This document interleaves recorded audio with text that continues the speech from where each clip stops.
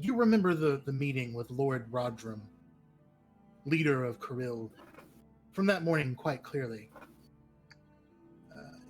He is not known to be a polite man. He is known to be a direct fellow, hard-mannered and straightforward. You remember him leaning forward, hands playing with bags of gold on the table in front of you, and he says, "There's all kind of rumors about Deekespend. They say there's farmland out there that grows food out of season. They say there's flowers that grow along the river that glow blue under a full moon.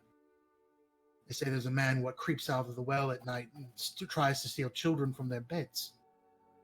They say there's a church that's bigger on the inside than on the outside, dedicated to a god no one knows about. They say all kinds of things about Deekespend. The one thing we all know is they've got food, and plenty of it, and we need it. There's a famine coming. A strange blight has claimed most of our surrounding farmlands, cattle falling dead, plants won't grow, the land's accursed, and we don't know how to fix it yet. So here's what we're going to do. We're going to send our best man out there to chat with those strange folk, and we're going to try to set up some trading. We've got metal, we've got proper cloth, we've even got a bit of magic if they need it way out here in the woodlands. We're also the central hub for the entire region here in Kirill. Our man, Greer's his name, will make the case for us, though. You don't have to worry about the diplomacy. What I want from you is some assurance that our man makes it out there and makes it back here safe. I'd send some of the guards, but word's gone round that someone's looking for an opportunity to stage a coup, and I want my swords where I can get to them. I can't use the Archons because the Zealots already tried evangelizing to Deekespend and got kicked out of town. That's what I heard anyway, and I'm not taking any chances. So it's you lot. 100 gold apiece. 50 up front, 50 when you get back to Kirill with Greer safely in tow. All you gotta do is make sure he doesn't lose his head, and he'll make sure they don't lose their temper. I don't expect there to be much more out there than wolves and some standoffish farmers, so you should be fine. This is easy money for an easy job. But even so, keep your head on a swivel and your hand on your sword, yeah? There's all kinds of rumors about Deekespend. For reasons known primarily to your characters, you took the job. And now you stand just outside the gates of Kirill on a misty, cold morning, waiting for Greer to appear so that you can get started. You've been given a cart and 2 horses. They are meant to get you to Kirill in 2 days' time. I'm sorry, to Deekespend in 2 days' time, you've been told. The morning is cold, just on the starting edge of winter. The clouds outside are gray. There's just the beginnings of a chilly rain falling. What do your characters see when they're around each other? How do you interact first? Perhaps this is your first time meeting, perhaps you've worked together before. What do you say to each other? They're outside the gates just before Greer arrives. How hot or cold is it? And what time of day is it again? It's morning, and it's fairly chilly. It's, I'd say, in the low, upper 40s Fahrenheit.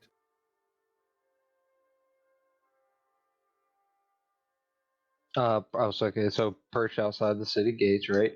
Waiting on this guy to come. Yes. I'm instantly intrigued by the cat. Hello, fella. What's your name? I'm Oscar Meow. Nice to meet you. And I put out the cat paw handshake. I reach down and shake the paw. It's good to meet you. Traveling bard from a faraway land. Come to write some nice flute songs about this area, and hoping to have some glorious adventures with you lot. How about you? I like your face tattoo, Meow. I appreciate that. That's actually a school tattoo. My name is Imorith, and I'm a warlock, about a 6'6", and it's cold, so I probably have like some kind of light fur or skin jacket or pullover or something on. But underneath that is these long red robes, gold trimmed, basic high elf wizard stuff. And I say, I'm a graduate of Galama Gull's Wizard Finishing School from Greyhawk. But I moved here. That was 200 over 200 and something years ago. And when I moved here, that title didn't really carry the kind of prestige that I would think it would. And I'm not very happy about that. Greyhawk, huh? Greyhawk. I've heard some tales about that. It's quite a faraway land. Quite an old land as well. A lot of legendary heroes from there.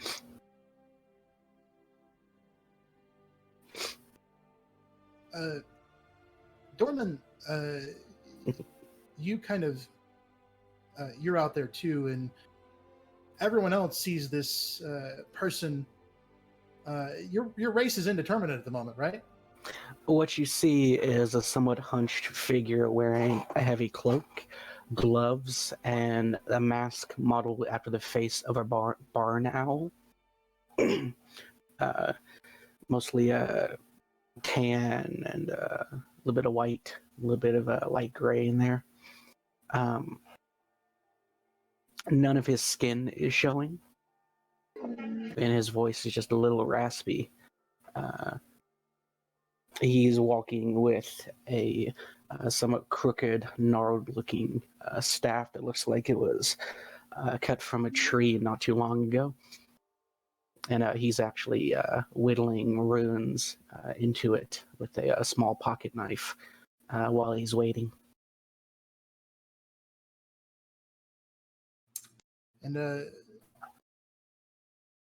Big J, describe your character, please. What's he doing? He's just kind of hanging out. I came from a very, very small town with one little temple where I've spent my whole life. And long story short, the priest who took me in, his life goal is to just learn more about the cultures of the realm. So he sent me on his mission to do that for him. So I've spent my entire life in the same temples. I don't know much of the outside world. So this is all new to me. So I am trying to learn as much as I can about everybody, basically. What's your character look like? Just kind of your standard human. He's like 6'4", 265, a little on the muscular side. Just short black hair, chainmail, white shield, warhammer, and ready to rock and roll. Okay. Last to join, maybe you're running a little bit late. Maybe you were there the whole time. It's not entirely obvious. Is another high elf, which may be of interest to Immelrith, who is dressed how and is doing what, Apothel? In very plain clothes. He almost looks like a commoner, but he walks up and stands up next to you guys like he's supposed to be there and doesn't say much at all, except that in a very thick British accent that I cannot say myself, is that it's cold enough to freeze the balls off a brass monkey, and that I am just sitting there shivering while I'm looking around like, how are you guys doing this right now? And I'm obviously having trouble dealing with the environment at the moment because I'm kind of groggy. Okay. Spend enough time outside and you get used to the weather, regardless of how it is. Yeah, as Tabaxi, we keep them on the inside. All right. It's about this point, as you were conversing lightly among yourselves, that you hear the gate swing open behind you. The sort of very long process, because the gates of Kirill are legendary for their their size and their ability to keep out invaders. The gate slowly stings open. You hear just this creaking noise, and then a sort of sharp, "You there? Are you the contingent meant to help me?" And you turn to see a handsome, if slightly high-pitched, man standing there in leather armor, looking at you down, decidedly down his nose. Yes.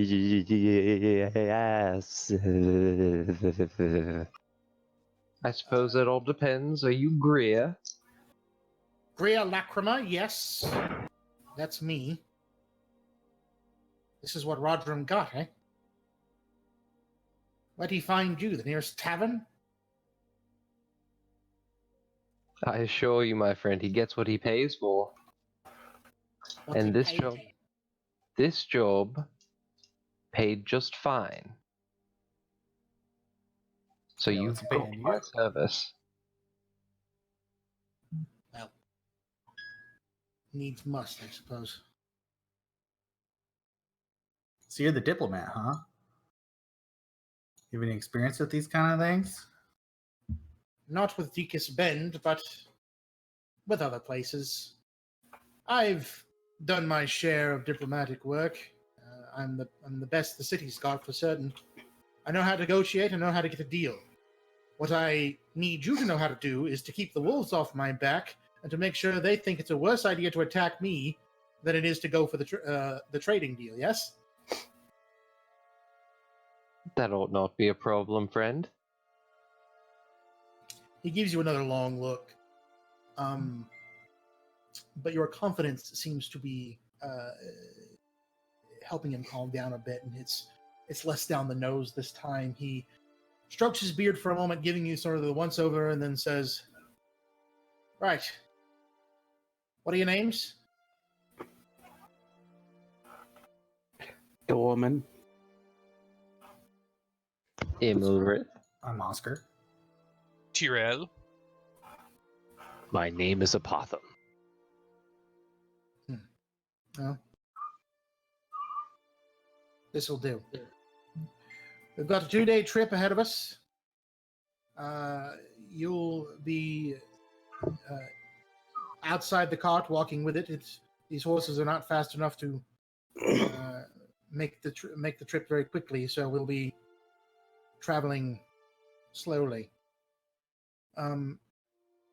But I'm bringing with us some materials to trade away for, in addition, bringing with us some materials to trade away in hopes of brokering an initial deal.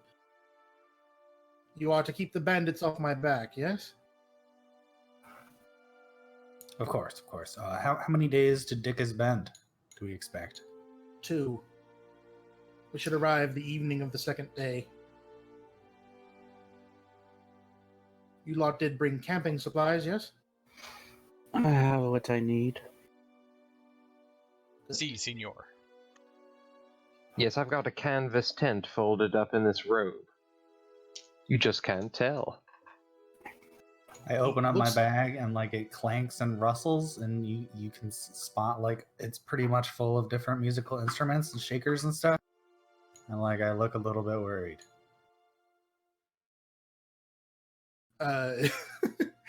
Greer spots this and says, "You can sleep in the cot if you need to, I suppose." Yeah, great. Yeah, any old place I could curl up on. And with that, he sort of climbs up into the cart and gestures at the road before you, which curls and winds and snarls into a set of hills over which the mist clings fairly tightly. The fog is thick this morning. And he says, we should be fine until we cross into the woods. I've heard, what with the blight, the bandit attacks have been slightly more frequent. So do keep an eye out, yes? He pats a rapier at his side and says, "I'll only use this if I have to. Be sure that I don't have to." Be sure that if we have to, You have to. He raises an eyebrow, but doesn't say anything else, and just kind of climbs into the cart. Or he doesn't climb into the cart. He climbs up onto the cart into the driver's seat and sort of lashes the reins a little bit, and the horses start moving.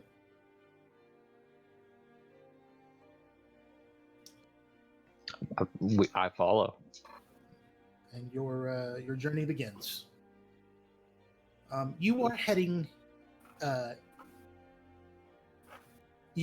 west from Coril into the hills and then the forests that surround Dikaspend. This is not a well-traveled part of this country, or rather this continent. Dikaspend is in a quiet corner near the bend of the river Sumim, which doesn't have a lot of strategic purpose and therefore has not really attracted much attention in the last few years, or in the last few centuries, except for, as you've heard, the incredibly fertile farmlands, which Dikaspend's townsfolk have mostly kept to themselves.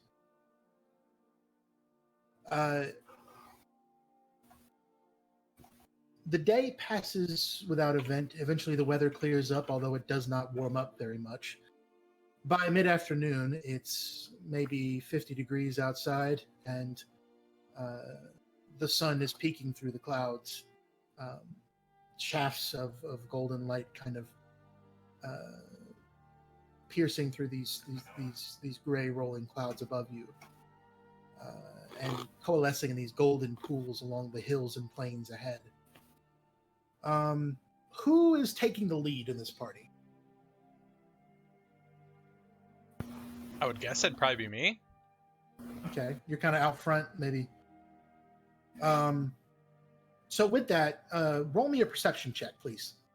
Aye.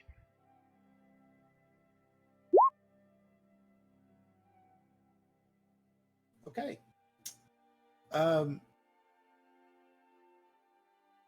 There's some underbrush, or not brush. There's some brush and foliage. Most of this is flatland, or not flatlands. Most of these are sort of hilly plains. Like it's mostly grass and bushes. But just ahead, about 10 feet to the north, off the road, you spy a large boulder that has been deposited in some mysterious fashion. And just behind it, the shadow of someone crouched behind the rock.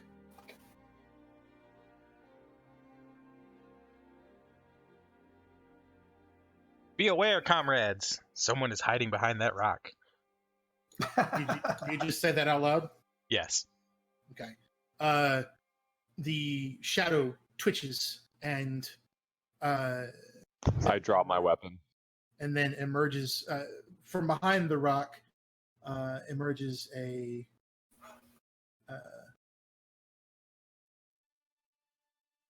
man dressed in cloth and leather, with a vibrant red and black bandana wrapped around his forehead.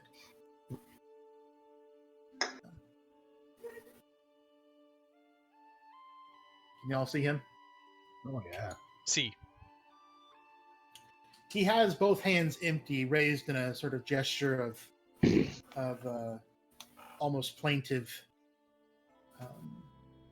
submission, and he says, "No, there's no need to draw steel. We're friends here, aren't we? We could be. Come on, let's have a chat. Identify yourself. My name's Morgan. What's yours?" Before I say anything, I'd like to narrow my eyes and do a quick scan of the surroundings. Roll a perception check. Yeah, I immediately get paranoid as well. Did you say we're in the woods? In the middle of the woods right now? Yes, you are in the middle of the woods. Or no, you're not in the middle of the woods. You're still in the hills. Okay. Yeah, we're scanning the horizon. Any odd shapes out on the hillsides? Peeking over the top?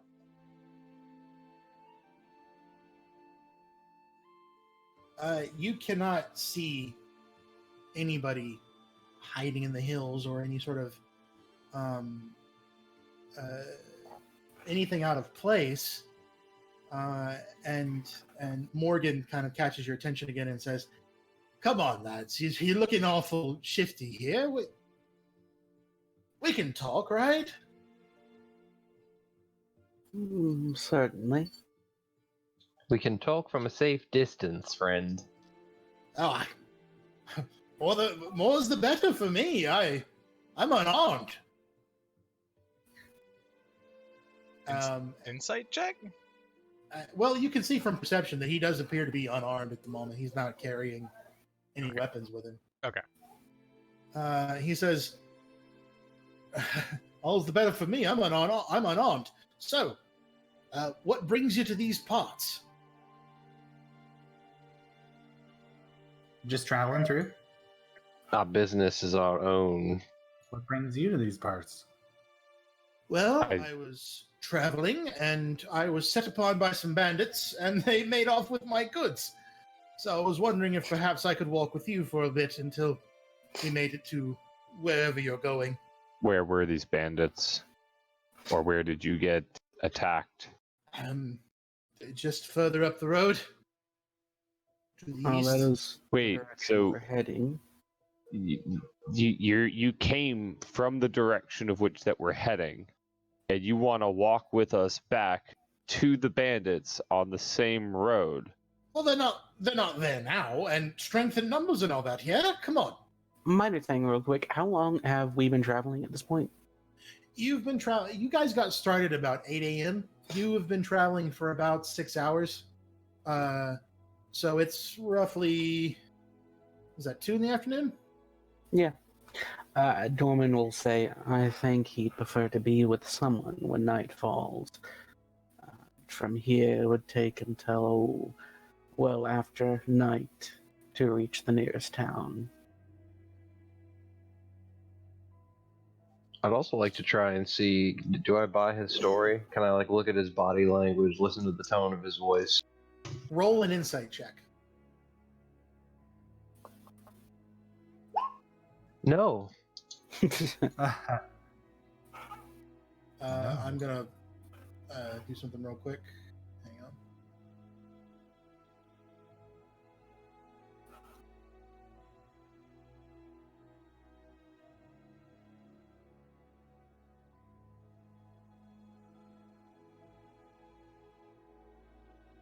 In fact, I'm even less insightful than I was. You buy into him. I mean, the guy, he's unarmed. What's he gonna do? You guys have swords and spells and all kinds of defensive measures. What's he gonna do to you? What could he possibly do? I don't like that answer. Rob us when we sleep. I'd like to ask Greer about it. Like, how does Greer feel about this guy? Greer has up to this point sort of kept silent, watching you guys, and then he looks down and says, or actually, hang on, I gotta roll something for him.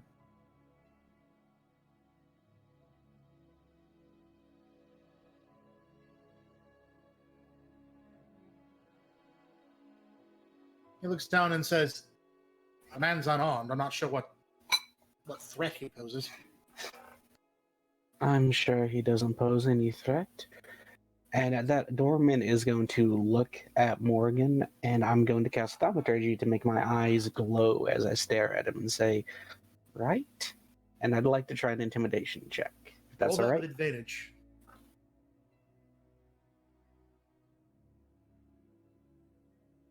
Damn, that sucked. Morgan grins placidly back at you and says, "Right, of course. I don't know what you're implying, but surely we can get along for a little while." Oh, Yeah. certainly. And If I'm I'll- implying nothing. Here, they left me with some coin, just a little, but it is so little that it may not matter. I will pay you 2 gold pieces per person. to guard me until the next town, and then I'll get out of your hair. That seems more than fair. Payment upon completion. Yes. Delightful. I need my money up front. I can respect a man. Here, I'll give you a gold. One gold up front. Fair enough. He does not move towards you, but instead holds the gold piece out on his palm. I sheath my sword and reach out and take it. He clasps your hand when you reach out and touch his palm, and he says, "You're a good lad. You're a good lad, aren't you?" I pull my hand back and go, okay, that's just creepy.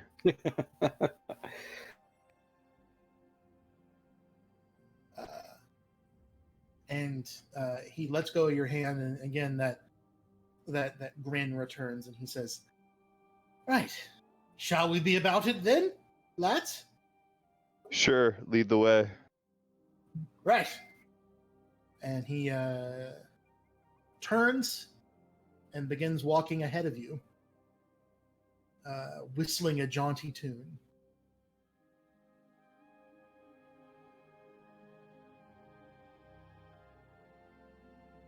Remember what Rodram said, gentlemen. Head on a swivel. Can I make a check if I heard the piratey tune? I actually wrote in my backstory that I just got off a ship with a bunch of Githyanki sailing the astral seas. Jesus Christ. That'd be like a performance? I don't know. Or history, I guess. Roll me history with advantage, because it's a tune. Yeah, you recognize the tune as a standard sort of sea shanty. It's light. It is not the sort of song that you might. It's a cheery, jaunty melody. It is very quick, and he whistles almost in staccato, just quick bursts of sound. It's very energetic too. That's pretty awesome. Could I join in? Sure, roll me a performance check. Oh fuck yeah! Oh, I didn't click that button though. I did really good though. You did. You're walking next to Morgan now. Maybe you go up and join him, and you get your flute out, and it starts off with you trying to fall into tune with him, just. And as he realizes what you're doing, he works towards that same goal, and together you two create. You eventually are playing the same notes and the same rhythm, and it's a sort of it's a duet. It's very pleasant for everybody involved. Everybody kind of hears this, and it cheers. It's just a gorgeous bit of music for a little bit there. Morgan seems to be a quite talented whistler himself. I like this guy. I'll slap my hip as we walk along. Try my best to keep rhythm.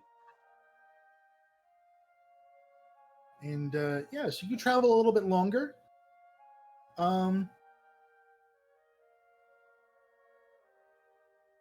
You're traveling about 3 hours. I want another perception check, please. It's about 5 p.m. The sun is starting to set. Clouds have not yet gone entirely away, so you see red and gold kind of muted through these gray clouds overhead, creating this sort of yellowy, sickly yellow sky.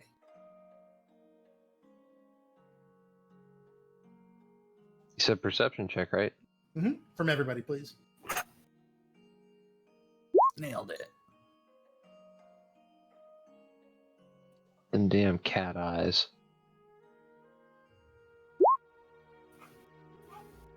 Dorman, what about you? Yeah, sure. One sec. do your owl eyes see? Not a whole fucking lot. So you are,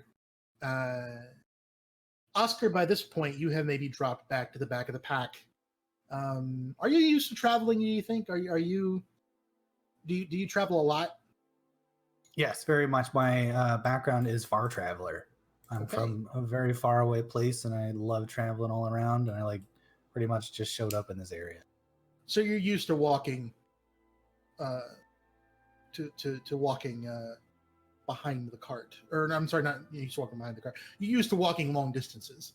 Definitely. Okay. So maybe you've learned to pace yourself a little bit, and maybe therefore you've kind of dropped behind the cart. You're kind of bringing up the rear, and you chance a peek backward at the hills, which are now mostly behind you. Ahead, you can see the beginning of these forests, these thick pine forests that you're about to head into. You chance a glance backward, and you almost miss it. But sitting there, underneath the bushes, you see a man wearing a green cloak.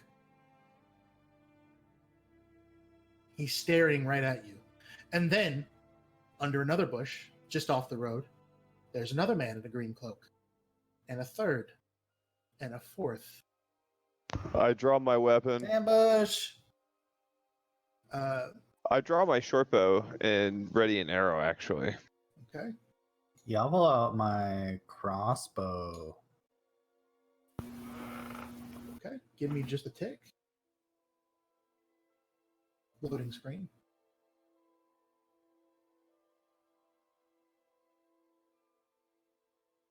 Now these bandit tokens look like dwarves, but these guys are humans. They Are look you like saying- ninjas to me. Are you saying dwarves aren't humans too? I'm saying I they're don't think very they are. explicitly not human. They're people, they're not human.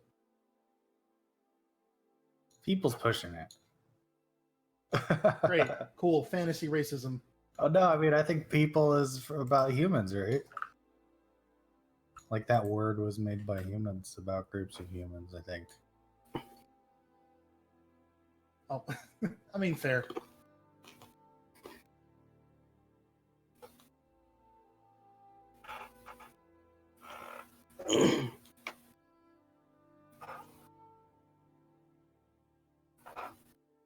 Human beings. I don't know, is a dwarf a human being?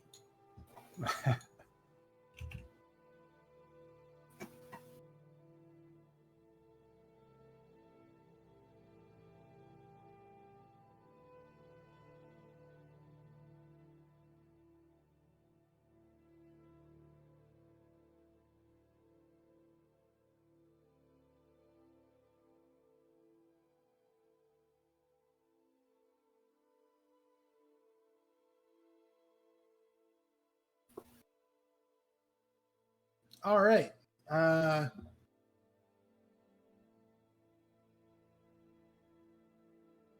Welcome to the battle map. You'll notice I've drawn a green box around your character tokens. You can move your character tokens anywhere within that box before we roll initiative and start the fight.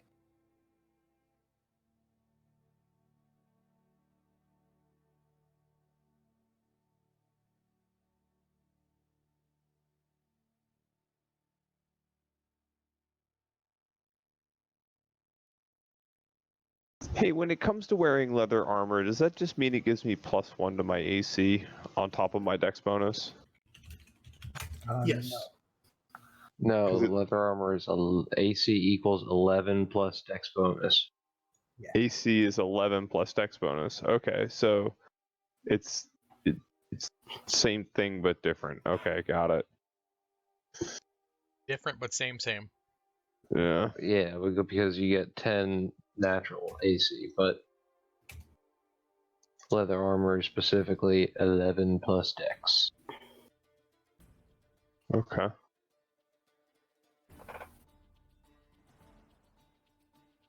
Where's my character? There I am. Hello. I have 9 whole hit points. Me too. As do I. I love This is Oolong. Witcher. Everyone's squishy. This is Witcher music. How many people did I kill on my first Starfinder match? Anyway. All right. So, for those of you who have not done this yet, when you are rolling initiative, just like in the other game, click your token and then click the initiative button. Initiative. Ooh, look at me. Okay.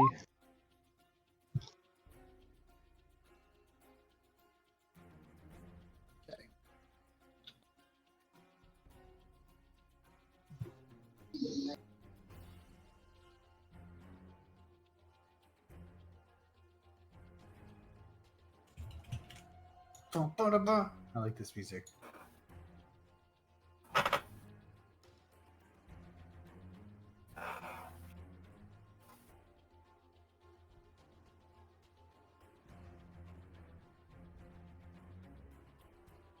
All right, Emil Rith, you are up first. These bandits have emerged from beneath the brush, and all four of them have drawn crossbows.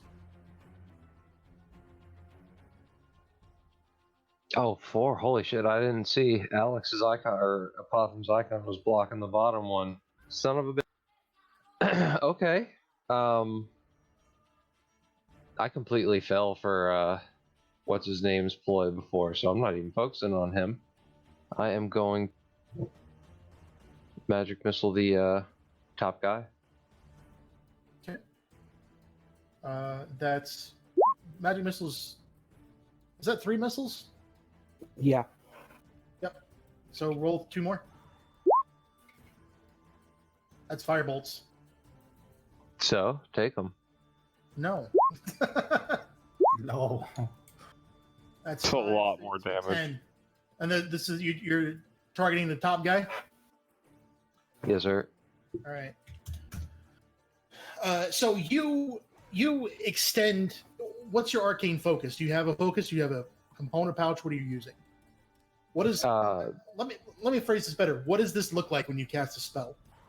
Yes, I do. I have a staff that is particularly special to me, and it is an old piece of wood. It is kind of ashed over with age or whited over with age, but it's just a tall staff, probably about 5 feet tall, honestly, with a huge clubbed end at the very, very top, with kind of like a snail spiral cut into it, and then wrapped all the way from the very top at the club down to the point at the bottom is an old branch, and it wrapped the entire distance. And when I cast Magic Missile, yes, indeed, I grab my quarterstaff both hands, slap it into the ground, and with each tap into the ground, another missile erupts from the top and slams into the target.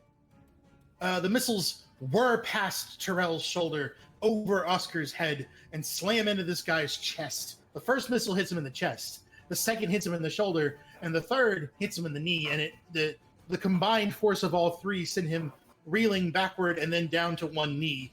He spits up blood from an apparent some kind of hemorrhaging from where the missile struck him in the stomach or chest, and he looks very bad off. All right. Are you going to move or anything? I am actually going to move back towards Dorman. Okay.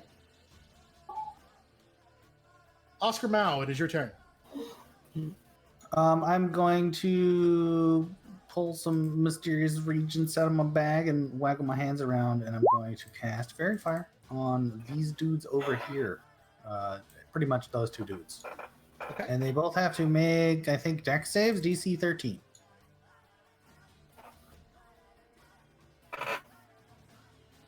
All right. So top guy first. He's going to make his save. He fails. He's already so beat up. He can't move much, and this spell just enwraps him, and he's outlined in this violet. What color is it actually? It's violent color. Violent color? Fuck off. What color is it? I would say like a purple or pink kind of. Okay.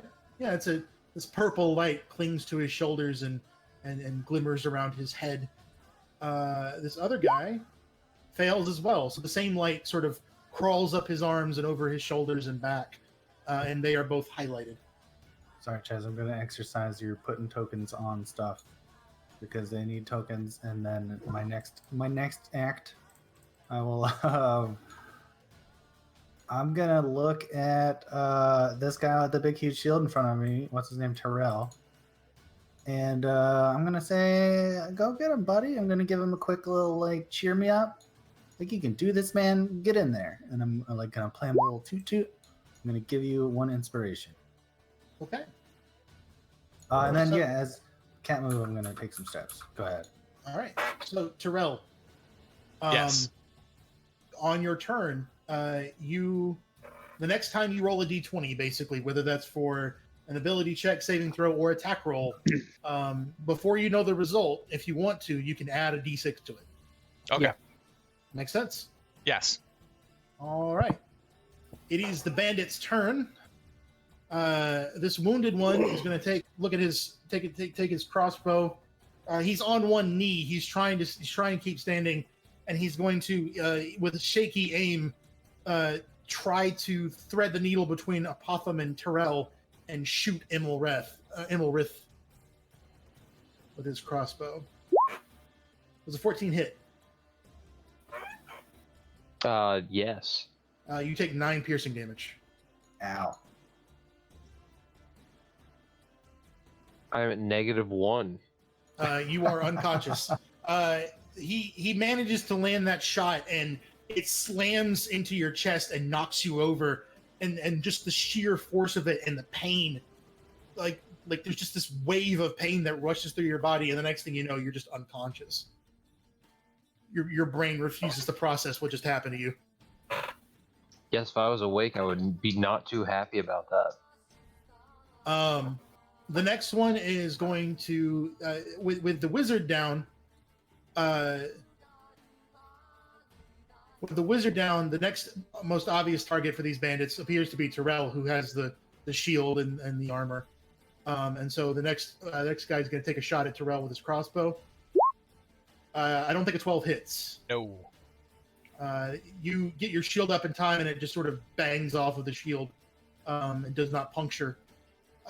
This next one is going to, since he's got a clear line of sight, he's going to take another shot at Terrell. It's a 14 hit. No. Again, you get your shield up in time. They can't get past it. There's just a clang, and the bolt rings off the shield. The last bandit actually takes a shot at Apotham, hoping to take advantage of the drop he got on you. Was a 14 hit, Apotham? Yes, I have a 14 AC. Okay. He just manages to catch you. You don't see him turning towards you in time, and the arrow or the bolt hits you in the side, and gets past your armor a bit, and you take 5 piercing damage. Oof. That's like over half my health. Welcome He to just level got 1. one hit. Yeah, I mean, Morgan, actually, he has backed up, and he's got his hands up, and he says, "Oh, it's the same boys. You lads already got what you wanted from me. Leave them alone." And he moves over to Immelrith, and leans down and administers a potion of healing. Immelrith, you're back to full. He heals for your 11. I cough and splutter and choke the potion up all over myself. Sit up and wipe it away from my lips. And I look up at Morgan and I say, "Well, that was very wrong accent. Say that was very kind of you, sir." Before he woke you up, he reached over and sort of yanked the crossbow bolt out of your chest. And while this potion, these semi-magical ingredients sort of rush through you, you can see the wound on your chest kind of sealing shut. although it's left a nasty tear in your robe. He says, "Yeah, of course. You're helping me out. Now, if you could do your magic tricks again, please."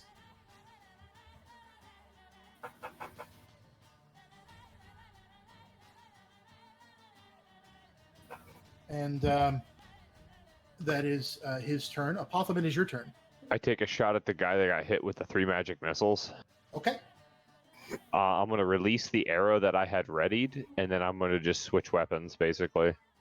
So, I take my shot. You get advantage too. Yeah, that is a hit. Minimum damage will kill him, but go ahead and roll it if you want. Also, let me fix something on your sheet here so that you automatically roll damage when you attack.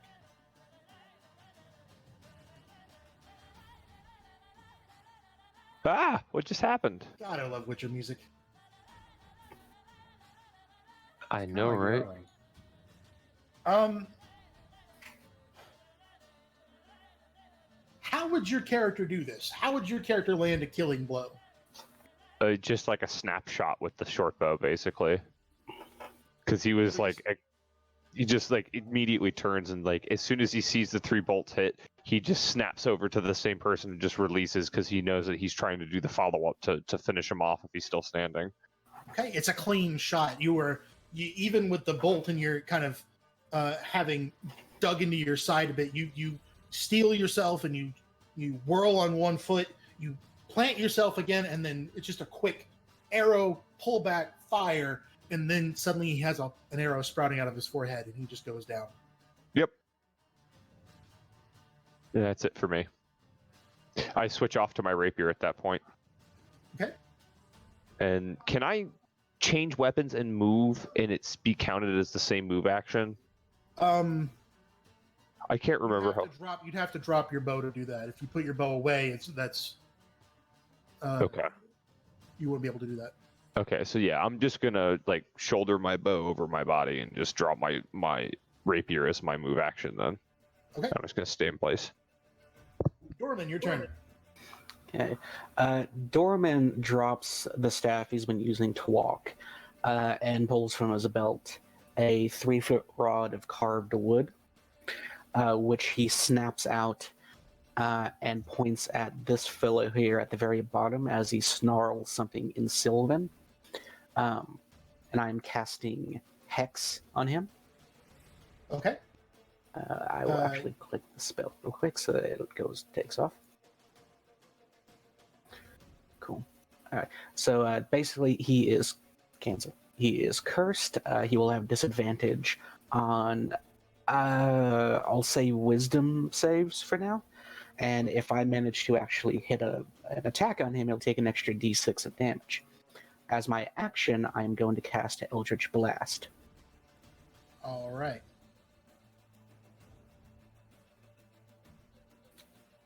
Nice. I'm pretty sure 23 hits. Yes, and does 8 damage. And Go then ahead and roll another d6. That's slash roll 1d6, right? Yes.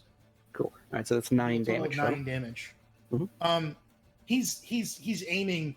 He's still aiming at Apothem. He's trying to get another shot lined up on Apothem. But then he spots you, and he crouches, and you see him preparing to spring out of the way as you point that wand at him. But it doesn't seem to matter when he moves because it's still this weight settled on his shoulders. You can watch his shoulders droop as he struggles against whatever magic is bearing down on him. And he's unable to get out of the way when... What color is the Eldritch Blast? What does it look like? I'm going to say that it's kind of a crackling black energy. Okay. It's, I think like black with some silver sheens. That sounds cool. So this absence of light erupts from... Is it your palm? Is it the staff? From the tip of the rod.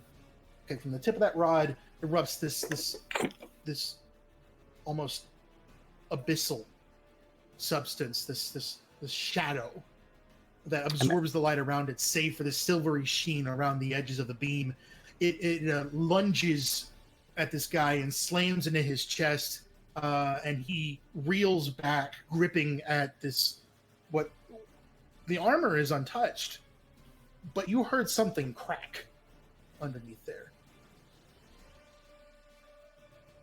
And he is badly hurt.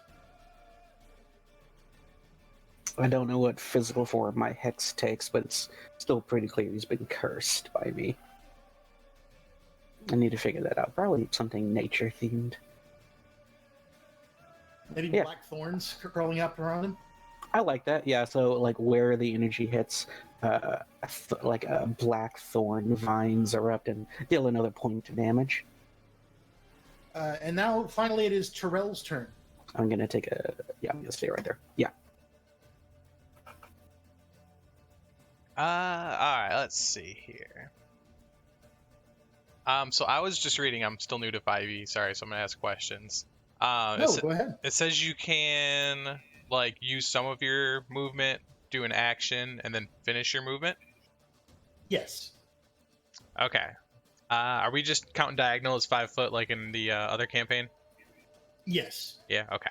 So we're gonna go 5 foot here, and then we are gonna touch Apotham with our lay on hands, and we're just gonna give him the 5 HP that he lost. Okay. Potham, you're healed for 5 HP. What does that look like, Jay? What does Terrell do when he does that?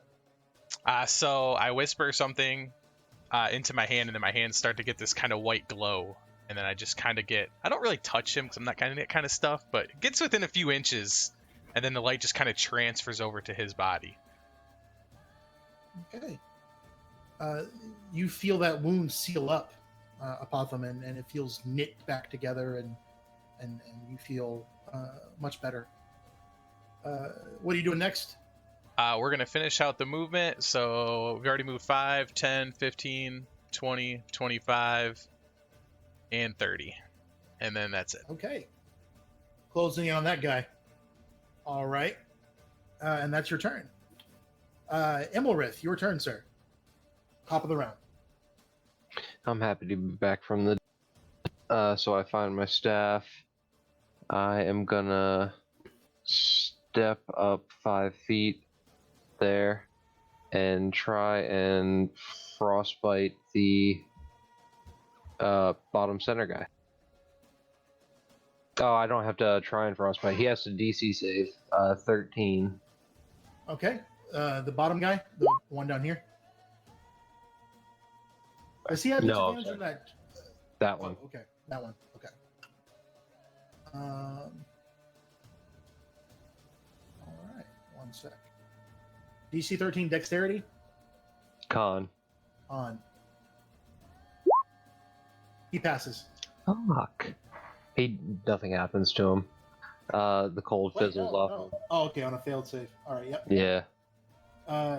You try to focus through the. You still kind of feel that lingering pain from the wound in your chest. It is sealed up, but that you're having a hard time focusing, and you point your staff, but the magic just kind of fizzles, and he is unaffected. And you used half your movement to get up, and then you moved, and then you cast that. I think that's your turn. Yes, it's my turn. Oscar Meow. I am going to pull out my crossbow, meow, and I'm gonna shoot at this guy that I got the sweet advantage on. Okay. That is a hit. You pull. Is that a crossbow, or you said? Yeah, it's a light crossbow. Yeah. Okay. Yeah. So you get that out. You've already got a bolt loaded in, which is not safe, but you do it anyway, and you level it and fire. It the bolt strikes true, hits the guy in the upper shoulder. You see him kind of stumble from the impact of it, and grip at the bolt sticking out of his shoulder now, with blood pouring out of the wound. Very cool. And then I'm gonna move. Okay. I get 8 steps of movement. I'm super OP. He's actually in terror going to back up as far as he can and shoot at Terrell, who's bearing down on him. And I think that hits, but he only gets a glancing blow. He does two damage to you, Terrell. Correct. All right. That's his turn. This guy, seeing that his buddy's in trouble, is going to take another shot at Terrell. Hits for 5. He also backs up.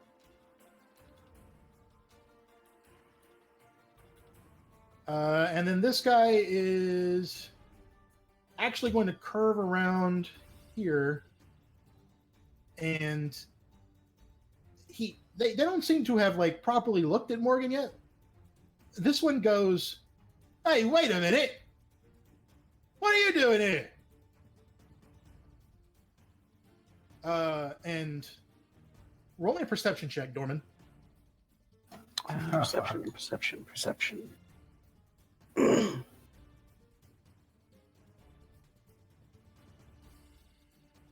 Ooh, not terrible. You see Morgan, you turn around and look at Morgan, and you catch just the very end of him mouthing something that looks a lot like "shut up."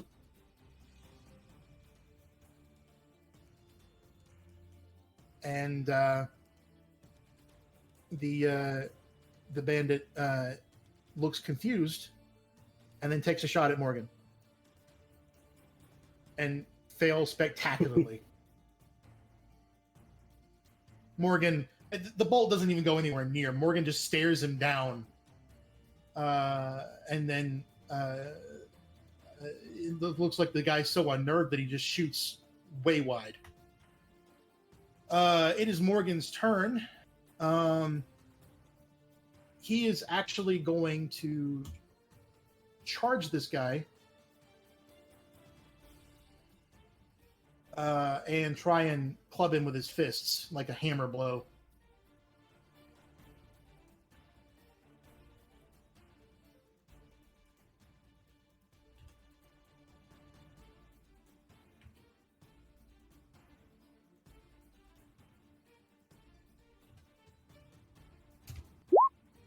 That hits.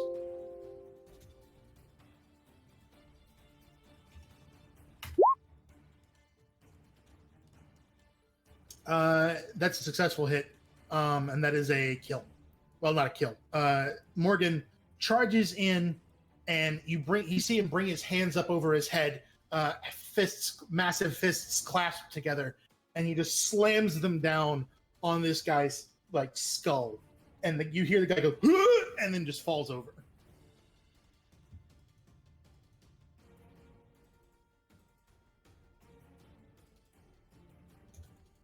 So did he just get sacked? Like he just got knocked. He just got knocked the fuck out. Okay.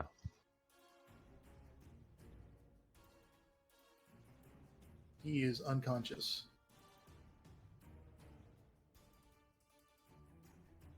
It is Apotham's turn. Am I supposed to start with feats? No. Okay.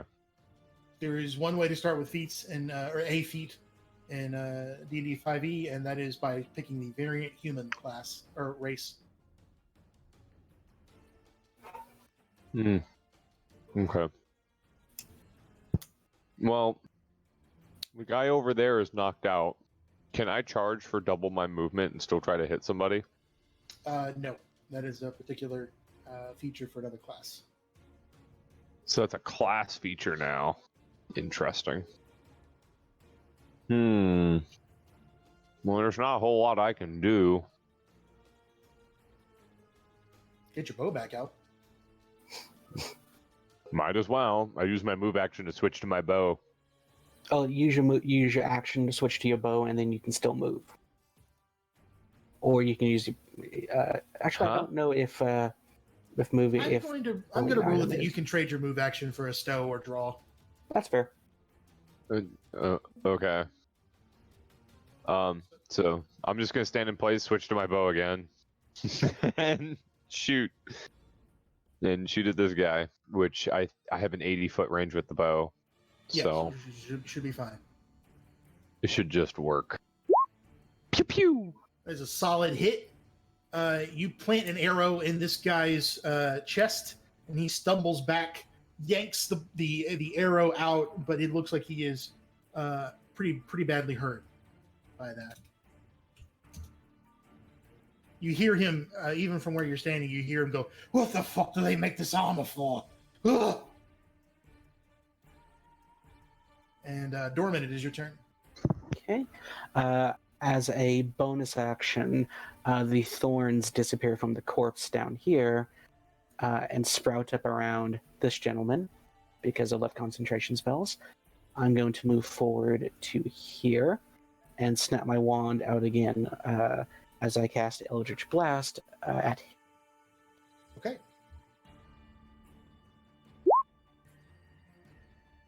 Nice. That is a miss. 21? Wait, no, I was looking at the wrong thing. Never mind, it's an 11. Yep, and 11 misses. Just misses. He stumbles out of the way, and the beam just goes a bit wide, shooting over his shoulder and into the hills beyond. He snarls at you, still gripping at the bleeding wound in his chest. I laugh back. Terrell Sunbringer, it is your turn, sir. Okay, real quick, out of character, I was reading up attacks of opportunity. So in 5e, it only counts if you leave their threat range. You can move multiple Yes. spaces in their threat range as long as you don't leave it. Yes. Okay, and then I also read you can do a dash as an action that basically doubles your movement. You just can't attack at the end of it, correct? Yes. Okay, well, I'm going to do dash, and then I'm just going to stop right here. Okay. And Hey, that's it. you're bearing down on this guy. You are now right next to him, your sword upright, or sorry, your warhammer raised, and he is cowering before you. He looks badly, like he looks totally demoralized. Ilrith, it is your turn. I'm going to be inspired by Morgan's sudden act of aggression on these bandits because, I didn't get to see him do the cool fucking telling the guy to shut up thing. And I'm going to look around and try and check where the hell Greer is. I told him if I had to fucking do something, he was going to be here with us. Greer is standing next to the cart. I meant to put him on the battlefield. I'm sorry. He's standing next to the cart, keeping back. He hasn't even drawn his weapon yet. Then I'm going to shout back at him and tell him if I have to do this, you have to do this. This is what I told you at the beginning. Back up. He says, "That's not what you're being paid for." I give an auditory ugh. Back up to here and frostbite the guy adjacent to Morgan. So He's dead. He's unconscious. Do you just want to kill him? oh, he's already dead. I'm sorry. No, he's unconscious. He's not dead. Yeah. All right, yeah, that's fine. I'll move over to Okay.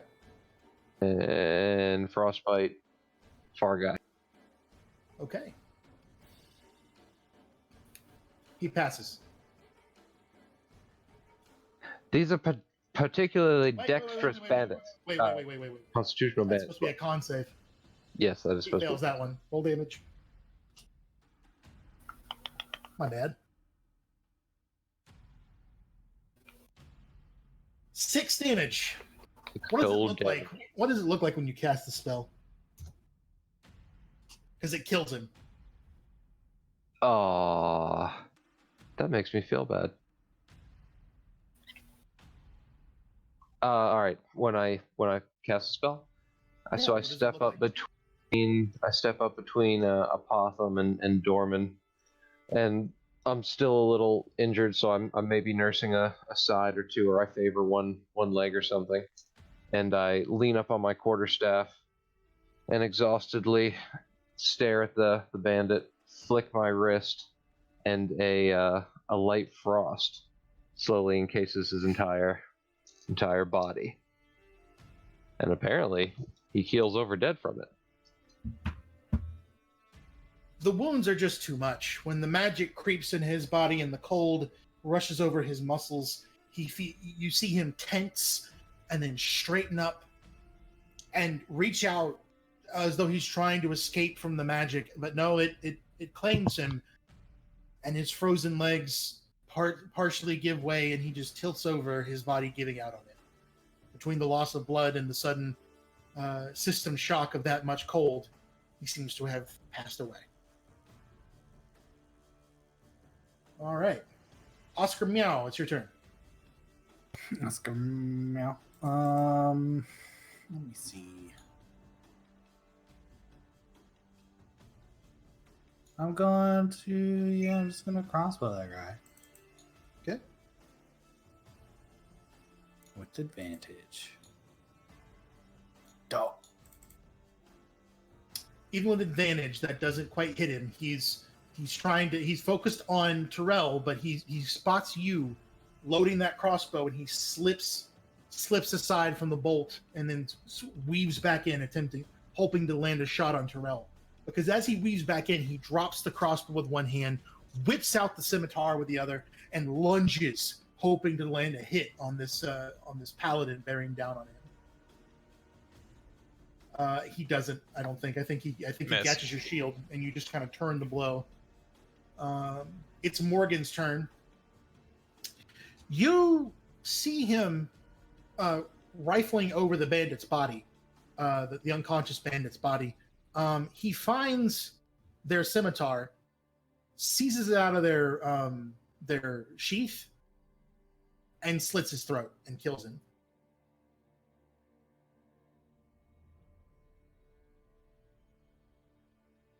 It's a quick motion, a practiced motion. It's just a smooth draw of the blade across the exposed neck, and blood pumps up and out in an arterial spray, and the bandit stops breathing.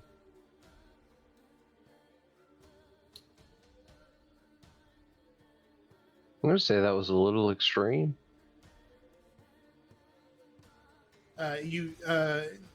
Norman, you can hear him mutter, "I'll teach you to take my stuff." And now it's Apotham's turn.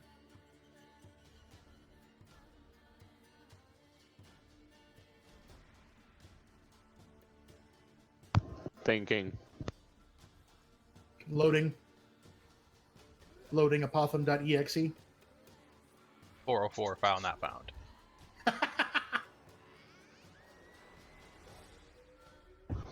We're sorry. The number you have dialed is no longer in service. Please check the number and dial again.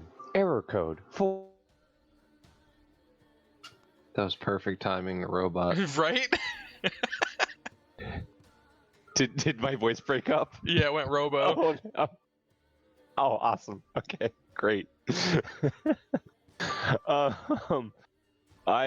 Since I guess I am at this point incredibly suspicious of Morgan. And just because of how efficiently he killed that guy. And is there a way I can do like an insight check to like see if I can determine how practiced this hand is and like make more inferences? What I'd like you to do first is roll me a perception check to see if you heard him say, "That'll teach you to take my stuff." You did. It was a DC 10. So you heard him say that. Roll me an insight check. Okay. I'm probably gonna fail this, but let's see what happens. Hey, that's not bad. Okay, hang on.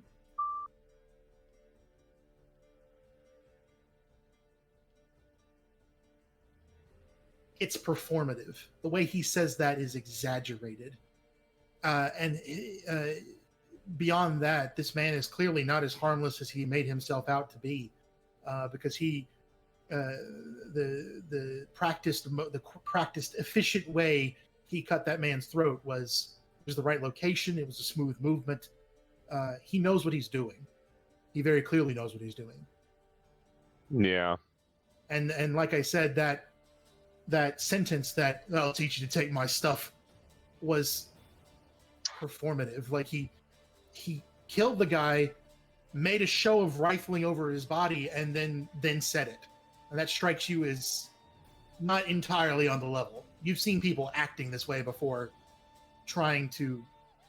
I mean, you're a rogue. You know what people being shifty look like. Yeah, and through my past history of dealings as a rogue and many successful heists and the like, I know when someone's about to stab me in the back, and I immediately turn my attention to him. Okay. And I say, "It's quite the practiced hand you have there. I'm impressed." You don't live long I on the take- road. Go ahead. I take 3 steps forward and You don't switch live back long to. on the ro- Go ahead. You don't live long on the road without a practiced hand, mate. Yeah, there's a difference between practiced hand in your hands. Something isn't right here. I've known it since the beginning. I don't know what you're talking about, friend. We are friends, right? While I this is haven't happening- decided. While this conversation's going on, Dorman, what are you doing? As another bonus action, I'm not muted. Good. Okay. As another bonus action, the thorns let go of this particular corpse and wrap around this gentleman. What's happening to me? Back off! And I turn. By the way, all of Dorman's spellcasting is very flashy. His cloak is flaring out as he does these broad, sweeping movements with his rod, his wand. Is it like JoJo's Bizarre Adventure? Not that flashy. Nothing's that flashy. Not even JoJo's Bizarre Adventure is as flashy as JoJo's Bizarre Adventure. But the rod is pointed at him as, once again, I cast Eldritch Blast because I'm a warlock, and that's what we do. That hits. Roll another 1d6 damage. 4.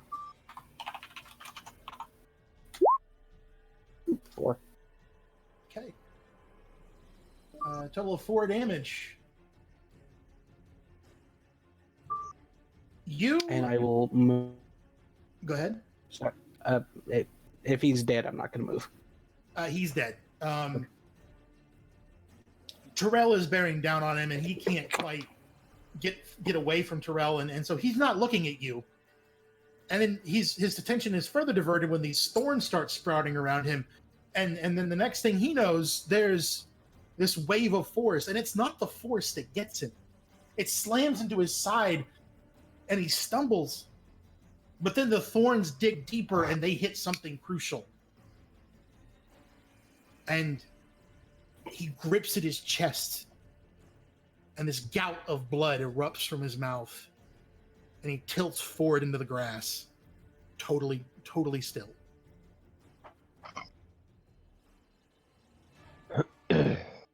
And the sounds of combat fade as the battle ends. All 4 bandits laying strewn and dead across the ground.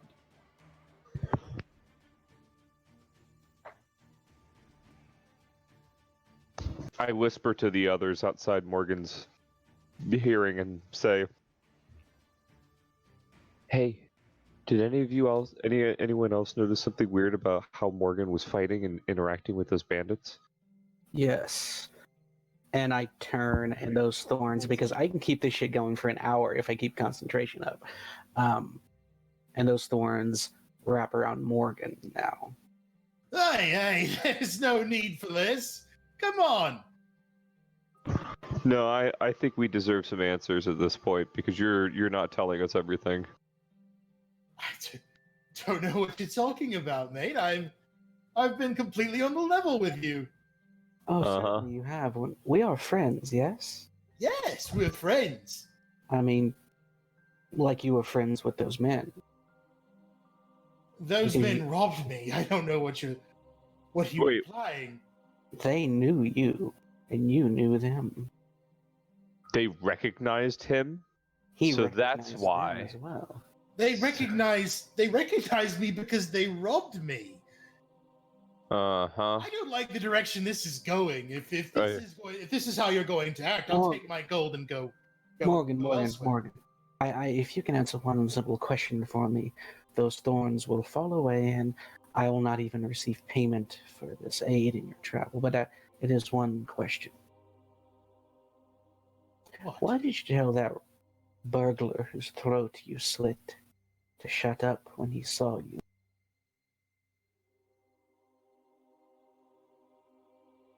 his stance changes. His shoulders up to this point have been very low, very relaxed. His face awash with his placid smile, which does not juxtapose well with the spray of blood across his clothes and along his chin, where he was leaning down when he cut this man's throat. The scimitar shifts from being loosely dangling between his fingers to a firm grip in his right hand, and he says, I take another 2 steps up to him, and I put my rapier to his throat. Well, the moment you move to put that rapier towards him, there's an expert twist well, actually, you know what? I'm going to go ahead and have you. You're not going to do any damage No. if you don't want to, but make an attack roll. Okay. So I guess I'll just roll my weapon like normal. Yep. Okay. Wow. He goes to try and parry this expert twist of the scimitar, but no, you get past that, and you get the tip of your rapier up against his throat, and the shoulders relax again. And I look, and I say in a very deadpan tone, "Start talking." Can't talk with that so close to my throat, mate. I'm like, knit me Adam's apple. Well, I'll be careful. Now, talk carefully. Well, I was going to answer the question. I mean, I don't know why you think I'd be friendly with the men who robbed me. Then how did they recognize you? I'm not sure what's getting past you here. I was on this road earlier today, and these 4 men accosted me. They've seen me before because they took my shit. Dorman is staying where he is, but I'm going to cast Thaumaturgy again, and my voice is 3 times louder than it normally is. And I'm going to say, speak truth to us in this moment. Who are you? I am a simple traveler with a knack for fighting because I had to have one. These 4 overwhelmed me, took my things, and ran. I'm gonna roll. Oh, I don't have a good insight. Fuck. I mean, you can roll inside if you want. Yeah, I want to see if he's lying. I have no idea. I am at this point incredibly suspicious, and I tried. Meh. He seems awfully insistent for a man, like for a man as capable and friendly as he's been so far. He has not made a move to attack you. Even with your rapier against his throat, you know there's a chance for him to swipe at you, at least maybe get you off of him, and he has made no move to do so. I lower my weapon, and I take a step back. He says, "Thank you." Oh. Now, Turn right the fuck around and walk the fuck away. It's the last we ever want to see from you. Well, No, peace. He's offered no threat yet. And at this point, the thorns fall away as I let the spell collapse. you must understand, when we see behavior like that, and we know that you're pretending, we can't help but wonder. I don't know what you think I'm pretending. Mm-hmm. I understand distrusting travelers on the road. I also understand this was a set of circumstances that would be suspicious.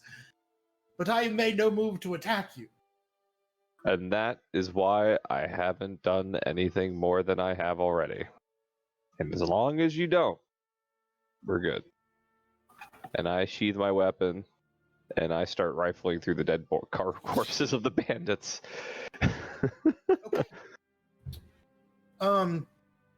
He says, "Let me know if you find my things." Yeah? What do they look like?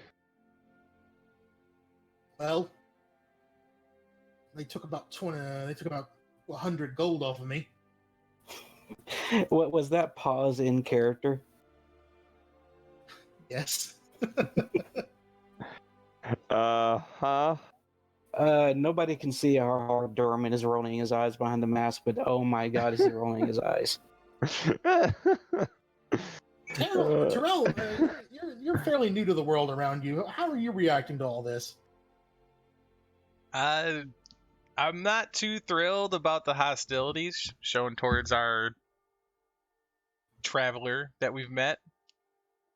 But yeah, kind of just trying to take all this in. Everyone from my town is like good. There is no like deception and things like that.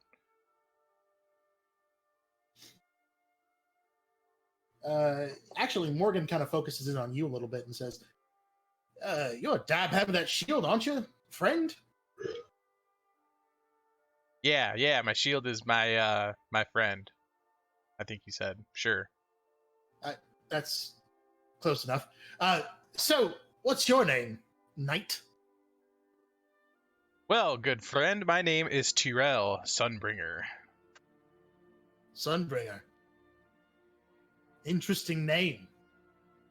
Do you bring the sun with you, or? No, not particularly at all, but yes, I went to the wonderful library of Google and found this wonderful name.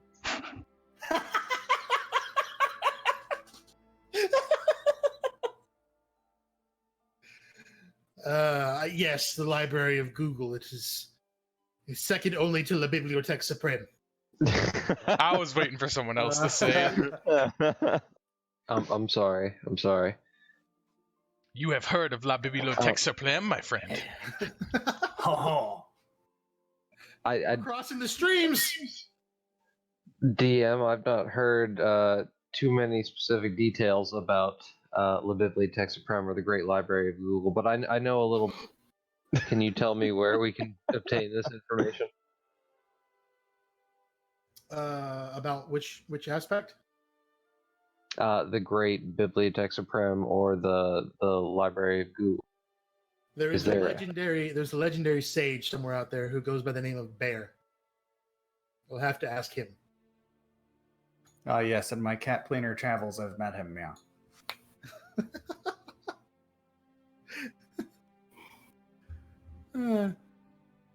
Okay.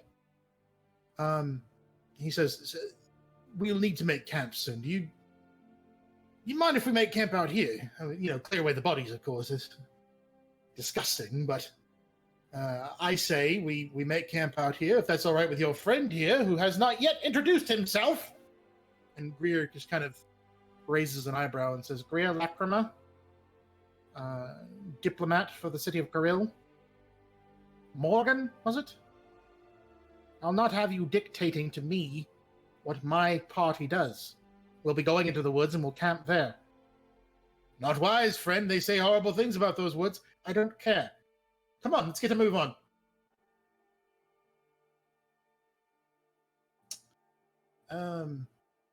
Emelrith, you noticed he didn't participate in combat. No, Imorith specifically was totally pleased with the way he ran up and punched a dude and knocked him out, and then he turned around and shot at him. Greer did not participate in combat. Oh, you're goddamn right. He raised you though, didn't he? He raised? No, he didn't raise me. He gave you Morgan. the potion? Morgan Morgan gave him the potion. Yeah, Morgan. I'm totally down with him right now. I'm actually a little bit confused why the cat is acting so hostile towards him. Told him to get the fuck out. I mean, he knew a good song and shit, but he's clearly up to something. I don't know why he would know the sea shanty. We're a long way from the sea, I think. You are. Now I turn my attention, however, on Greer, and I say, "Listen here, friend. I told you at the beginning. If I had to raise my weapon, you'd have to raise yours. I don't mind protecting you, but I'm not going to completely baby your ass. You pull your own weight around here as well. Stick close to the cot. We'll protect you for the most part. But I expect you to at least be at the ready. The next time I see you leaned conveniently and comfortably up against the horses while we're out here busting our ass, will be the last. He raises an eyebrow. Roll me an intimidation check. It's not good.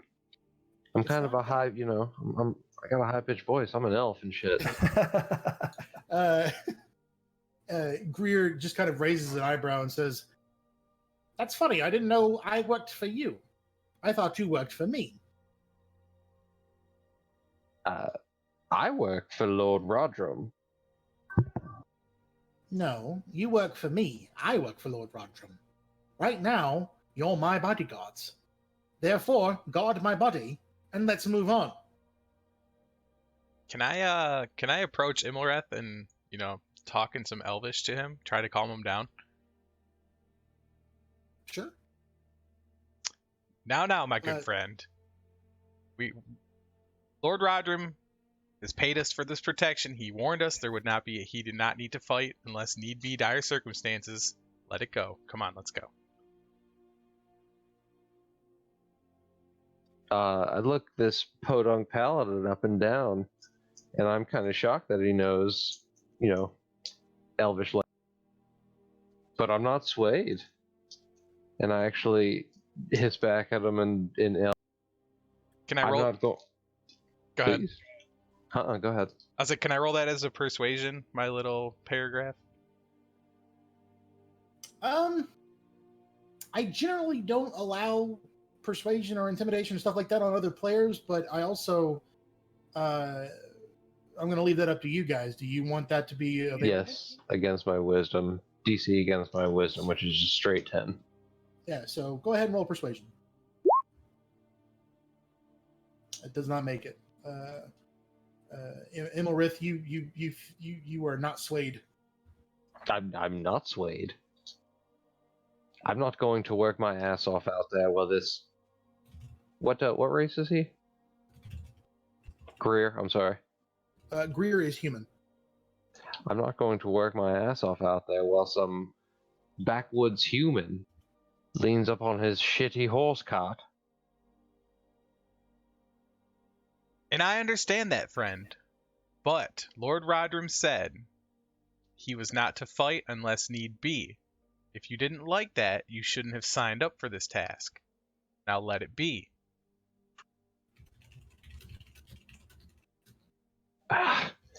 Fine. Can we get on with it? Also, I promise I'm not being difficult. No. This is what I rolled for one of my features for my character. There is a distinct difference from being a chaotic neutral asshole who's just like, I'm going to fuck up the campaign, and someone who's sticking to character. So I absolutely am not going to jump your case for sticking to character. So, Apophim, you're busy looting these bodies. Roll me an investigation check, please. We'll do one investigation check for all 3 bodies. Okay. All 4 bodies, I'm sorry. Well, no, 3, because... Crit fail. You're still keeping an eye on Morgan. You're not really concentrating on the standard practice of rifling through these bodies. And you don't really focus on it.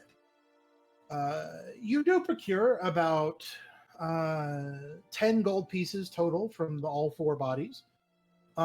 You can pilfer their scimitars and light crossbows if you want to hold on to them and sell them, although you'll have to figure out how you're going to carry them all. Maybe you can carry them on a cart. I take like 2 of the light crossbows and try to hitch them to my belt loaded. So I have like dual crossbows on my hips. Can I do that? You could with hand crossbows. These are bigger. Oh, never mind then. I just to collect all the weapons and look at the guy who owns the cart and say, "Do you mind if I put these on your cart for a little while? We're gonna sell them when we get back to town." Make sure that they're sheathed and not loaded prospectively. Okie dokes. I respect his wishes and do everything I need to. Put it on the back of his cart and wrap him up. All right, you have 3 light crossbows, and 3 scimitars stashed on the cart. Please make a note of that somewhere on your character sheet. Scimitars are not especially well made, so they're probably not worth a lot, but the crossbows are good, and they've been pretty well kept. Morgan strips the crossbow off of the bandit he killed and stashes it on his person. And looks to the rest of the party and says, "Well, sounds like we're going into the woods, despite my wishes. Shall we?" Yep. Okay. Dorman takes up his walking staff again, and I suppose we set off. I found how much gold? 10. Okay. What are we waiting on? I am loading something into the program here. Brian, what kind of time do you have? Whatever kind of time. And my question is, how much time do I have right now? Can I go smoke part of a cigarette? Yeah, let's take a quick break. Night has fallen. As you moved into the woods, it didn't take very long for the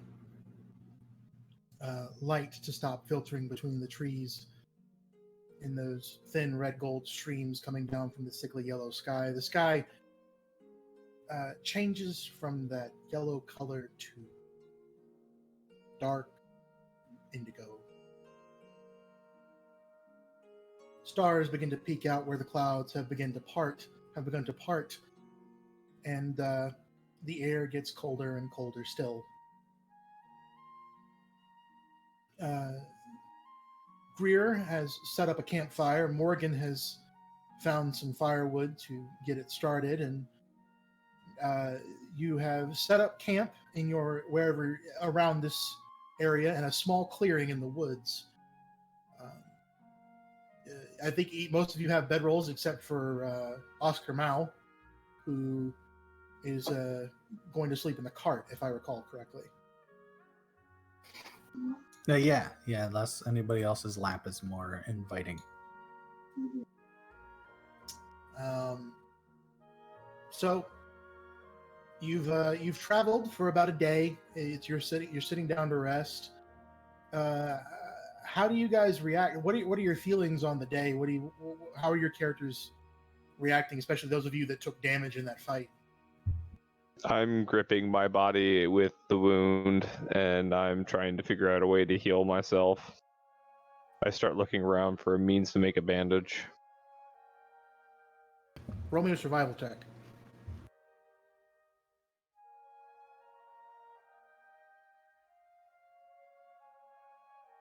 I don't do very well. You can't spot much in your vicinity that would be useful for that.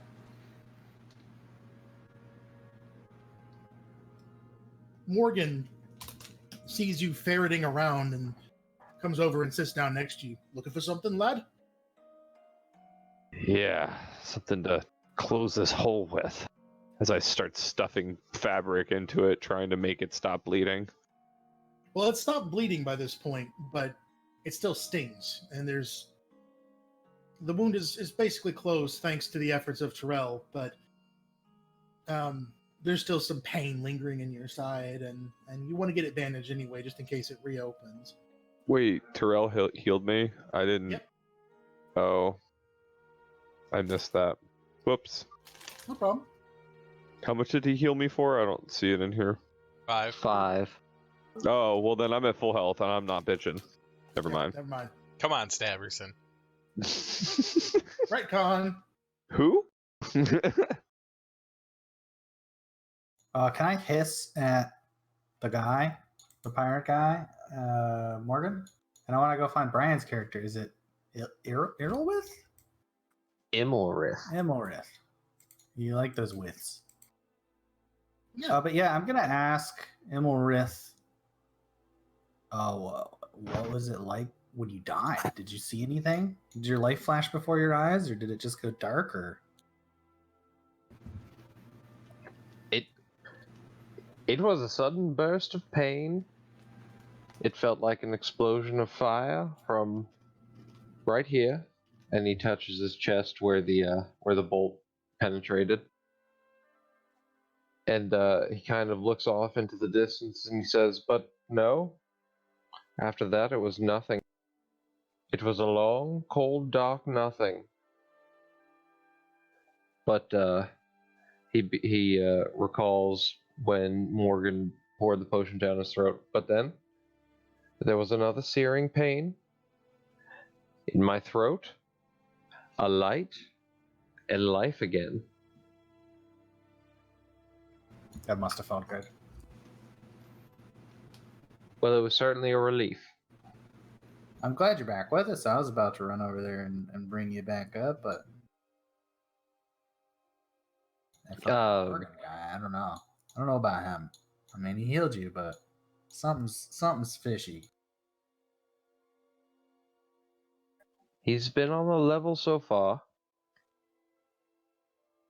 And actually, he looks at the flute on Oscar Mao's side, and he's shaken. Imolrith is shaken from the events of the day, and he says, "Play us a song. Play us a song like when we were traveling not long ago." It doesn't seem like the right mood, you know. It's like a marching sing along. I feel like we need a nice slow ballad, but they're pretty hard on a flute. But yeah, sure, I'll give it a shot. He's like, "No, give me a bitchin' flute solo." Oh, you want a bitch and flute solo? Totally gonna bust out like the jazz flute performance. Oh, dude, fuck yeah! With that fucking the warm campfire, the light Yeah. flickering, smooth jazz. Can I use minor illusion to add just like some very basic guitar strumming into the background of that flute solo?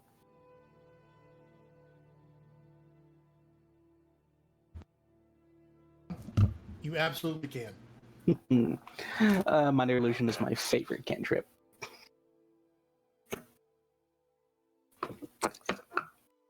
So yeah, Dorman waves a hand and mutters something under his breath, something in Sylvan, and yeah, just in very light strings join the flute.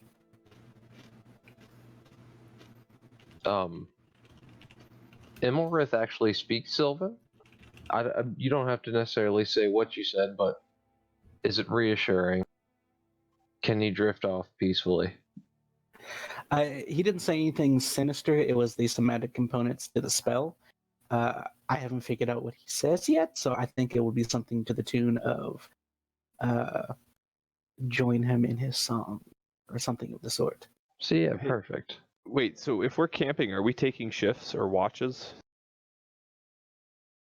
I got knocked unconscious today or died, depending on how Chesley wants to put that in the lore, because we just described how I died. You were knocked unconscious. Yeah. Oh, fuck you then. Fine. I got knocked unconscious. So much less dramatic. So I'm not taking watch. As when I hear that, when I hear the warlock's Sylvan speech, it's kind of soothing, and the cat's playing that sweet ass tune on the flute.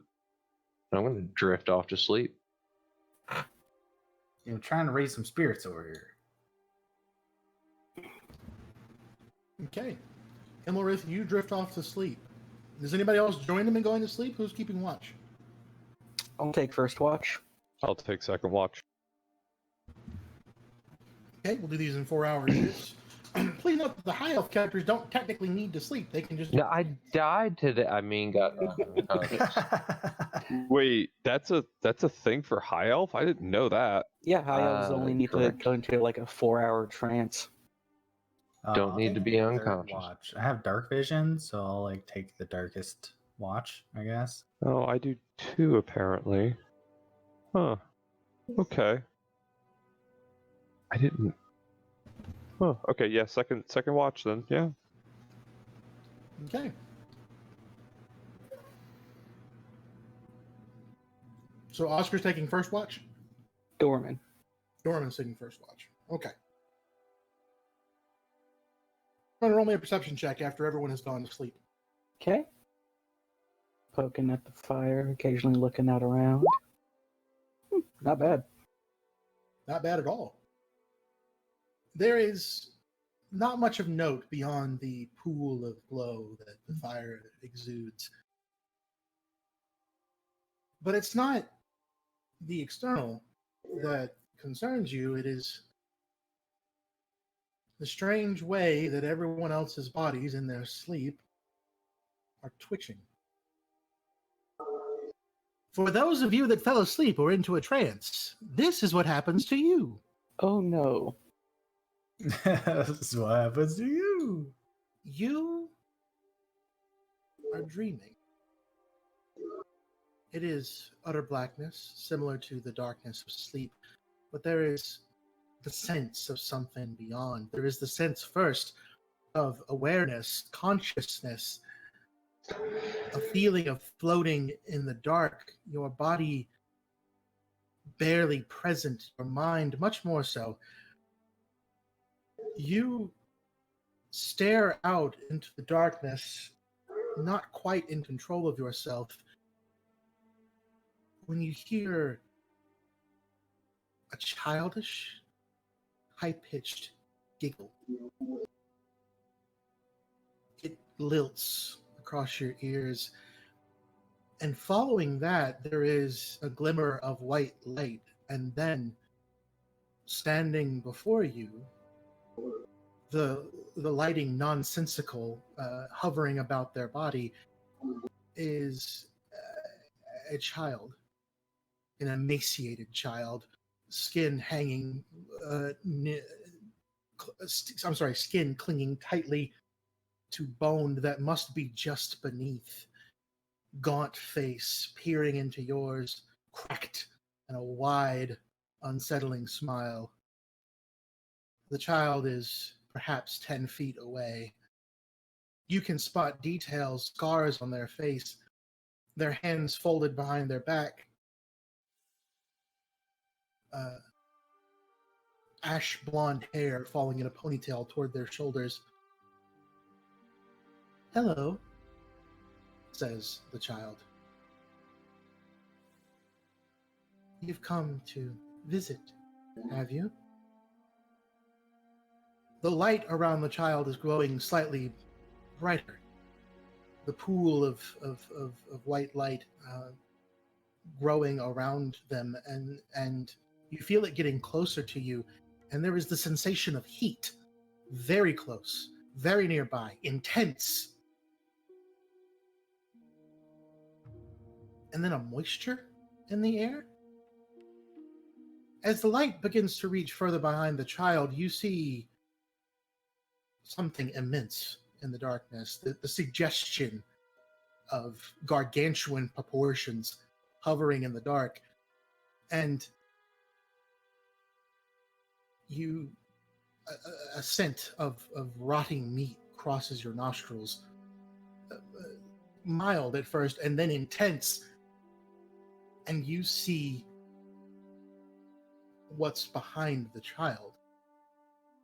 An incomprehensibly huge wall of throbbing flesh, barely held back by a sheen of rotted skin, pulsing steadily. The child cants her head to one side and says, "We'll see you soon." And I need everyone to roll me a wisdom saving throw who is asleep. So that's like everyone who's not on watch, right? Yep, everyone who's... so basically everyone but Dorman needs to roll me a wisdom saving throw. Oh. Well, I'm boned.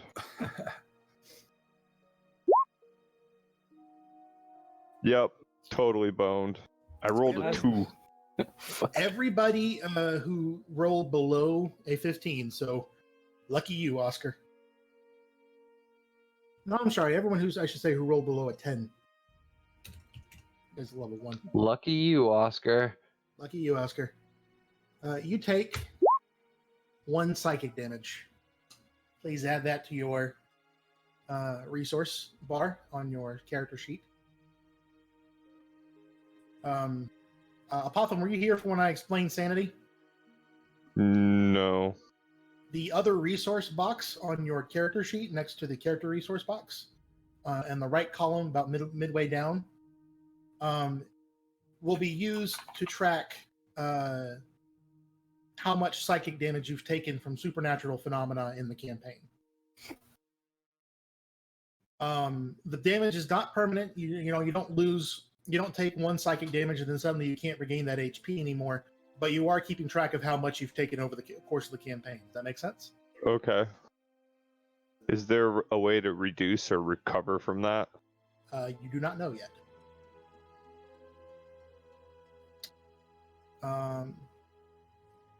You wake, all of you, with a start at nearly the same time. Cold sweat clings to your skin. The memory of that moist, hot air just beyond the edge of your nose.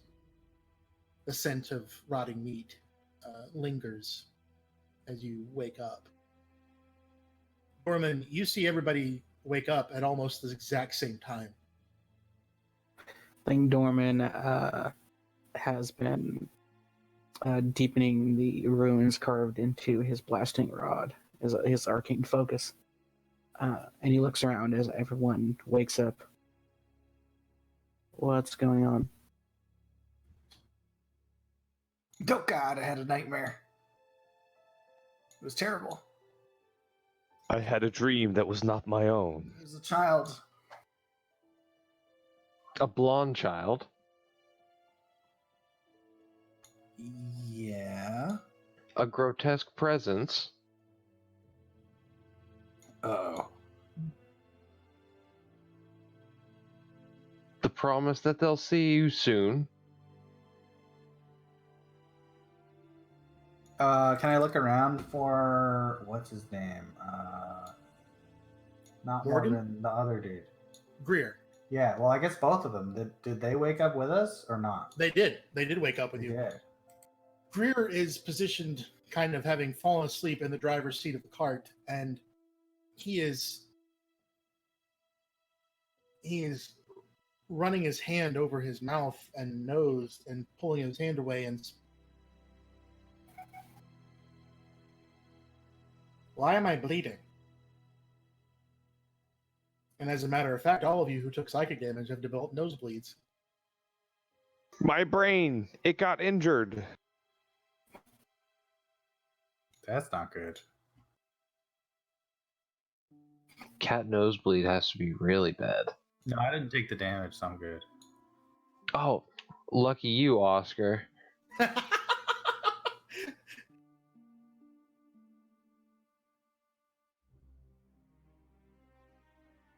You all shared a dream. Sounds like it. Something spooky in the woods saying it's going to see us. That's troubling. Have you heard of any magic that could do something like that? I haven't. Could I roll Arcana for that?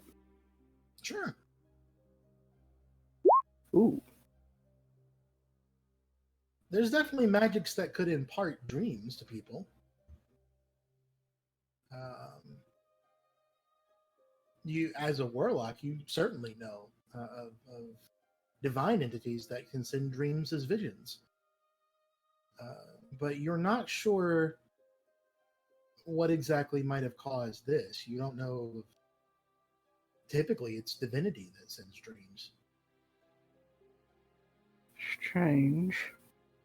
Ordinarily, it's powers of the divine that would send a dream, or sometimes fouler things. But this doesn't seem like that. Can I search or recall my religious studies at, what was it, Gavella Glam's finishing academy? Sure. No. Jeebus. Well, a reminder that this is not Pathfinder. D&D 5e uses bonded accuracy, so everything should be within, like the highest DC in the game is DC 30. And that's for tasks that should be considered nearly impossible.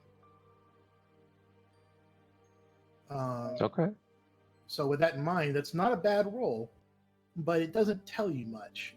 You think hard on what that might have been, what that dream might have meant, especially in this new context that Dorman has provided, that it might be divinity. You can think of no gods that represent themselves as emaciated children.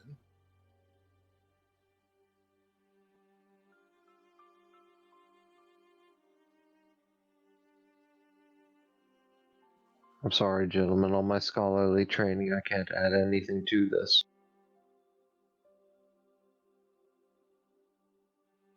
But I am disturbed. And I am bleeding my own blood. Nobody makes me bleed my own blood. Nobody. What was that from? Zoolander? or some shit? Dodgeball. Dodgeball, yeah. That's a bold strategy, Cotton. See if it works out for it. So, an uncomfortable silence has fallen over the party as memories of this dream, this awful dream, cling to you. And Dorman, you, just behind your ear, as though someone were standing right there, you hear a high-pitched, childish giggle. Dorman twists around. There's nothing there. I grew up in woods like these, yet I don't feel particularly welcome here.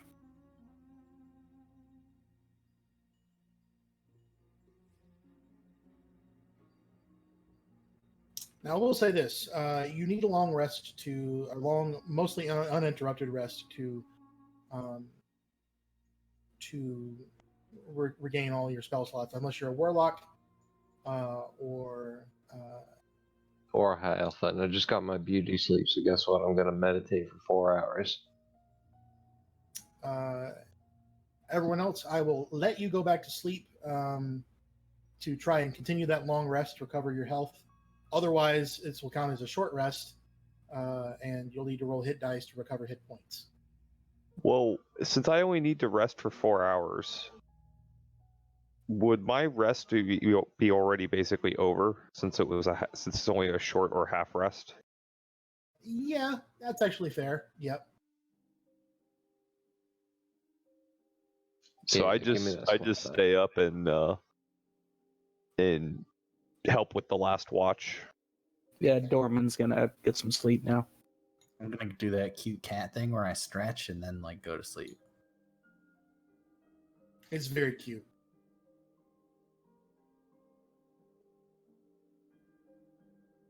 Morgan kind of settles up next to the fire. He doesn't look like he wants to go back to sleep. He stares into the fire, his elbows on his knees, kind of looking pensive. Keep watch with you. My little known experience of the outside world has me wondering if everybody is this dramatic when they try to go back to sleep, and then I just lay back down and go to bed.